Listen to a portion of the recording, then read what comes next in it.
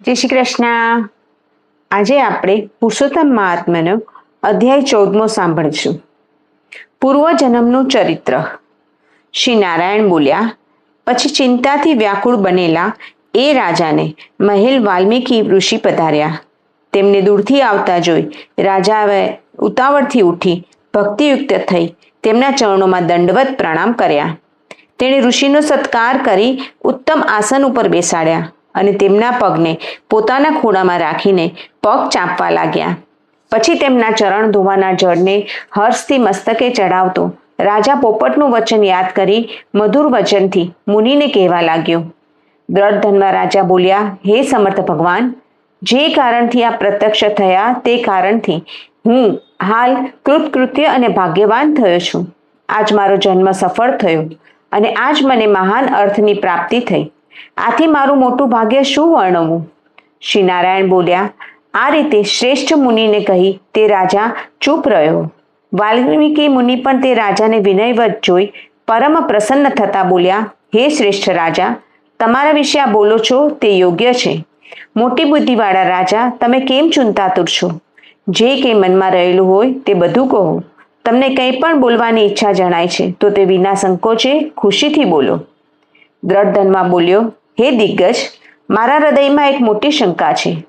એક વખત તે શિકારની ઈચ્છાથી હું વનમાં ગયો હતો. ત્યાં એક વડ ઉપર મેં એક પોપટને બેઠેલો જોયો, પણ મેં તેના સામું જોયું કે પોપટ મારી સન્મુખ જોઈ એક શ્લોક બોલ્યો કે તું પૃથ્વી તલમાં ઉત્પન્ન થયેલા અતુલ સુખને જોઈ તેના તત્વોનો વિચાર કરતો નથી, માટે કેમ પાર પામીશ? આવી પોપટે કહેલી વાણી સાંભળી હું અતિ આશ્ચર્ય પામ્યો. હે બ્રાહ્મણ, પોપટે શ્લોકમાં શું કહ્યું તે હું જાણતો નથી. આ મારા હૃદયની શંકાને ટાળવા આપ યોગ્ય છો.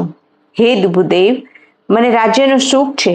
4 સારા દેખાવવાળા પુત્રો, પતિવ્રતા સ્ત્રી, તેમજ હાથી, રથ, ઘોડા, પાયદળ, આ પ્રમાણે અતુલ સમૃદ્ધિ મને હમણાં કયા પુણ્યથી મળી છે?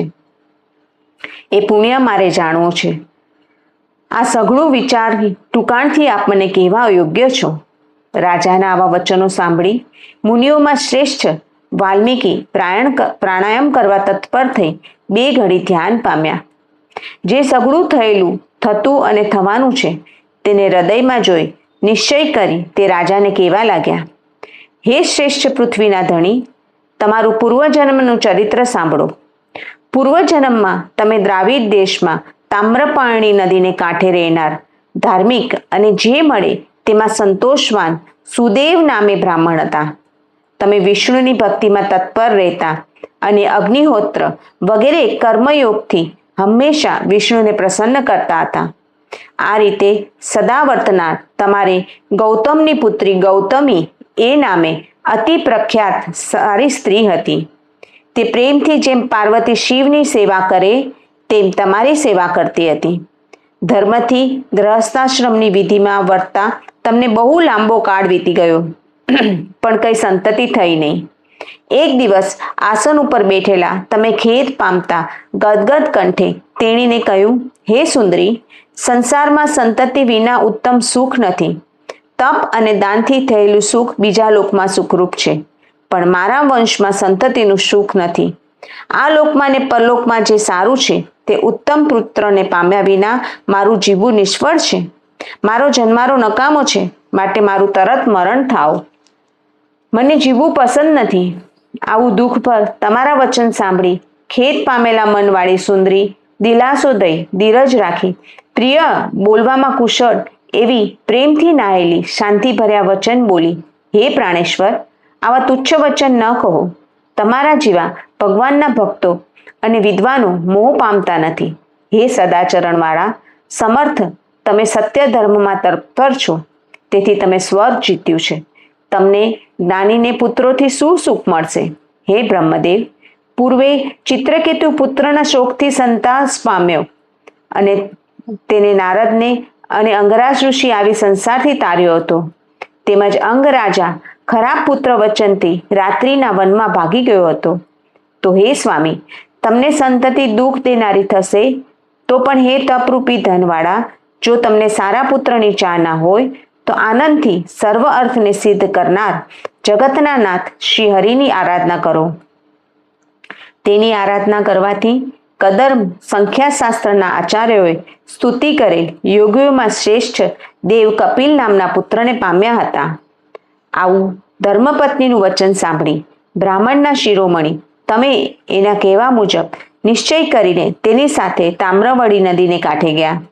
ત્યાં ગયા પછી રજોગુણથી રહિત જંગલમાં નાહીને 5મે દિવસે સૂકા પાંદડા અને જળનો આહાર કરતા મોટું તપ કરવા માંડ્યું. હે બ્રાહ્મણ, એ પ્રમાણે તપના ભંડારરૂપ તે બ્રાહ્મણના 4000 વર્ષો વીતી ગયા. એના તપથી 3 લોક કાંપવા લાગ્યા. અતિ ઉગ્ર તેનું તપ જોઈ પિતાંબરધારી ભક્તવત્સલ ભગવાન વેગથી ગરુડ ઉપર બેસી પ્રગટ થયા. શ્રી નારાયણ બોલ્યા, તે જગતની રક્ષામાં સમર્થ એવા 4 હાથરૂપી ભુજાઓથી શોભતા હર્ષ પામેલા મુખવાળા મૂળ દૈત્યની શત્રુ શ્રી વિષ્ણુને નિહાળી સુદેવ શર્માના આનંદથી 8 અંગો સહિત નમન કરવા લાગ્યો. આ પ્રમાણે શ્રી બૃહદ નારાયણ પુરાણમાં પુરુષોત્તમ મહાત્મ્યમાં શ્રી નારાયણના નારદના સંવાદના વિશે પૂર્વજન્મનું ચરિત્ર આ નામનો 14મો અધ્યાય પૂરો થયો.